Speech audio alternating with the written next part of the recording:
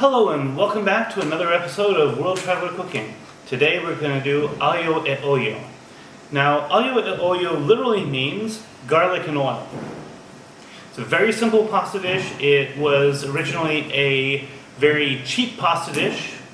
I apologize for the sound in the background. There's not much I can do about that. Maybe that there's some construction starting behind us. At any rate,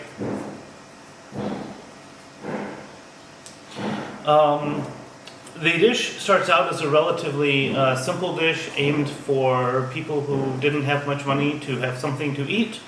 And everything around it was originally fairly cost optimized. I'm going to make a big break from most of the traditional approaches here, and then I'm going to use more garlic than I think most Italians would. So,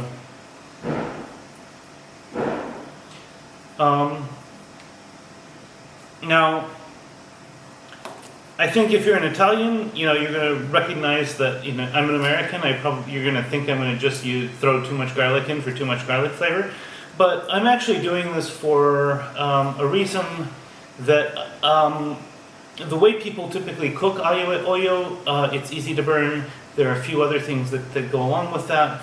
But I cook the garlic a different way, and because I cook the garlic a different way, it comes out a lot less pungent. So I add more to compensate. Now, if any of you are watching, I suggest go to Vincenzo's plate and ask him to review my pasta. I think that his reaction will be, "What are you trying to do? Wake up Dracula?" But in fact, I think when I get to the end, I think that there will be a slight change of view there, which could be interesting. At any rate, for 1 to 2 people, I would typically use 3, 4, maybe even 5 cloves of garlic. That sounds like a whole lot, but it actually isn't, because we're actually going to cook this garlic whole. Okay, we're not going to chop it, and we're going to slowly fry it in the oil until I can mash it in. We're going to cook this like a bagna cauda. Okay. Additionally, you can add some chili peppers. I have a couple here. This is entirely to taste. People sometimes add chopped parsley. I'm not going to do that today, but I might add a couple of anchovy filets. That's another thing you can add. People would never add cheese to this dish, partly because of the fish connections, and partly because cheese would be much more expensive than fish. But you can add some breadcrumbs for texture.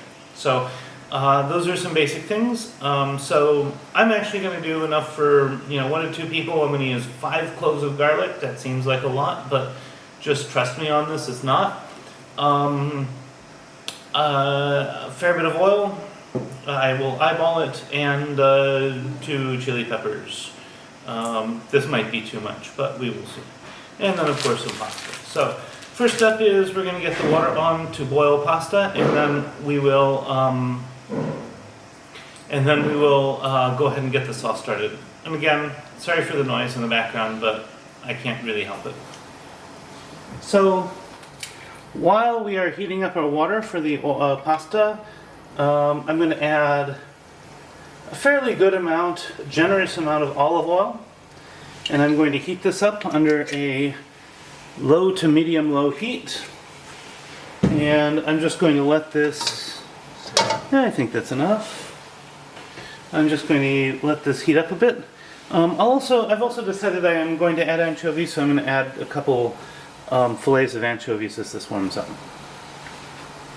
So, a bit of the anchovy oil and a bit of anchovies. The anchovies will basically give this dish a little bit more salt and a little more richness in flavor. Once the anchovies are frying nicely, I'm just going to go ahead and add the garlic, let those cook. So now I've added my garlic, and I'm going to let them cook whole until they soften a bit. We need to be careful, we don't want the garlic to burn. And this will take a few minutes, so we're just going to go ahead and stir it, once it starts to brown a little bit, then we will start to try to smash it.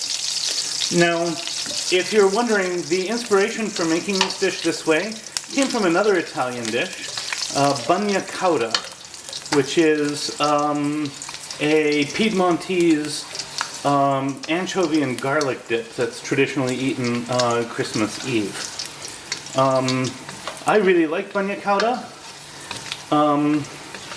but I think that the flavor profile you get from the garlic in bagna cauda is very different from what a lot of people do with just trying to throw too much garlic at it. It's a problem. So that's where this came from. So now you can see that the garlic is starting to brown a little bit, and if I squish it, it just kind of smashes. And that's what I'm looking for here. This is what would happen with bagna cauda, and this is what we're going to do here. So now I have smashed all this garlic. Sorry for the interruption and not filming at all, but such happens. And now I'm going to add just a little water from the pot to keep the garlic from burning. And then I'll add my pasta after salting the water. So pasta is in. And so now I'm going to add the chili peppers to the sauce, and we'll just start, we'll continue heating that up just gently. So in go the chili peppers, and I took this off the heat briefly. I'm going to put the heat back on a relatively low heat. And I'm just going to keep stirring and mashing so that the garlic kind of dissolves into a paste. So a lot of people, when they do Aglio-Olio, like the standard Italian version, which is not quite what I'm making today, typically they will chop the garlic beforehand.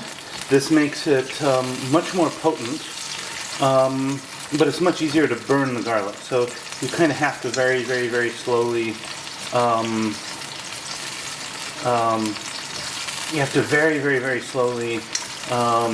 cook it, and you have to add water right away. This way, it burns much more. It doesn't burn as easily, and the flavors that come from the garlic are less the pungent flavors and more sort of the rich flavors you get with, say, roasted garlic. So I really like it this way. You're welcome to try it differently. And when all the water disappears, I'll probably just add a little more from the cooking pasta. That way I'll also get a little bit of starch too. Now, in terms of adding water, you have to understand what's actually going on here. Water has a particular boiling temperature, which is going to be pretty close to 100 degrees Celsius, depending on your elevation and what else is in the water. The oil has a much higher maximum temperature. So if you add the water, what will happen is that you can't get above the boiling temperature of water until all that water boils off. So we just add a little bit at a time. We're not trying to make a sauce out of the water, it's just for temperature control. So we will keep stirring this, and you can see that even the water also kind of helps the garlic sort of become creamier. So that's also kind of cool. So once the pasta is nicely al dente, we will just move it in here.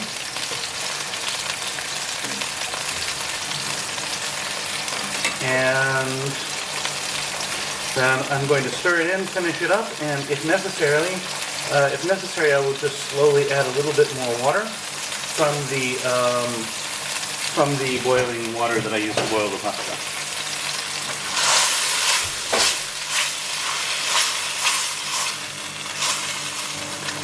Now, this finishing process is actually really important because what's actually happening when I add a little bit of water here is that it'll pull some of the starches out of the pasta, and that will help emulsify a little bit of the oil, and the oil, that emulsified mixture, will then stick to the pasta. So this is actually really important, and if we do it right, we can even get something a little bit creamy. So I like to stir it vigorously at this point to get a little bit of an emulsion. And if you just look at this, you can see that that the sauce is kind of forming. So I'm going to keep stirring this up a little more, and then I'm going to be ready to serve. And now I got to show this to you. Look at that sauce. So this is actually becoming rather creamy, and this is actually a really good way to test or to practice with your Italian sauce making skills, because use of the pasta starch to emulsify is very typical of these sorts of dishes. So here we are. Next up, I'm going to plate a little bit up and we'll do a taste test. So as always, tongs are your friend when presenting pasta. We have a nice little bit of peppers there for nice display. And now I'm just going to top it off with a little bit of breadcrumbs. And here we have our Aglio-Olio. Next up, the taste test. And now for the taste test. Note I did splash some oil on my shirt. Happens. It's a good reason to invest in a potato masher if you make this dish. But at any rate, I'm now going to do the taste test. We'll see how this is. And I'll offer some thoughts, and yeah.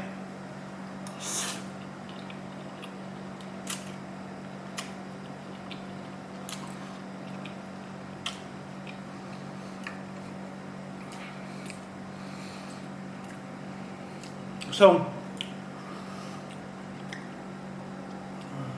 you definitely taste the garlic with this much garlic in it, but it's not massive amounts of garlic. It's I'd describe the flavor as more like, roasted garlic on bread than like garlic bread. The garlic is actually quite mild when it's cooked this way, and it's quite rich. So you actually have a dish that has a fairly rich flavor here. The chili peppers that I added aren't that spicy, so it just adds a bit of warmth.